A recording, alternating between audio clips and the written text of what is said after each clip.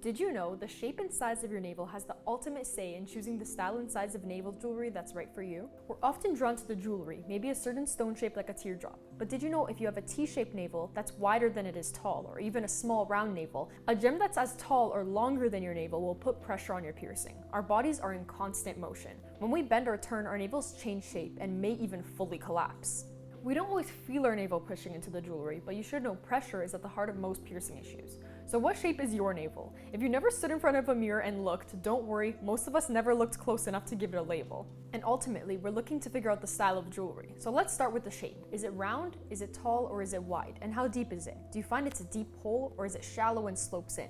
Is it fully symmetric, or does it seem uneven, like one side is more pronounced than the other? And how tall and wide is it? We can guess or we can measure. All you need is a ruler with millimeter markings, place it vertically and horizontally, and take a picture. Count the number of lines from just below the ridge of your navel to the bottom.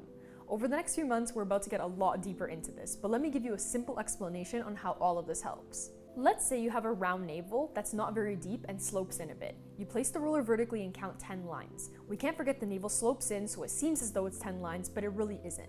Imagine you choose a 9x6 teardrop that needs to sit around 1 to 2 millimeters lower than the ridge, so add 9 millimeters to that. This is what it would look like. So this is already too long, and since the navel slopes in, it will likely push under the jewelry when you bend. Now think moving around and what happens to the jewelry. All of this puts pressure on your piercing. You get a surprise bump and can't explain why it's happening because you're doing everything right. Well, this can absolutely explain it. And by the way, you don't need to navigate this alone. If you want to experience exquisite jewelry that's perfectly fitted to your piercing, consult our Piercing Concierge. We have a huge selection of stones in every shape, color, and size imaginable. Our aim is to help you personalize your jewelry in ways you never thought possible.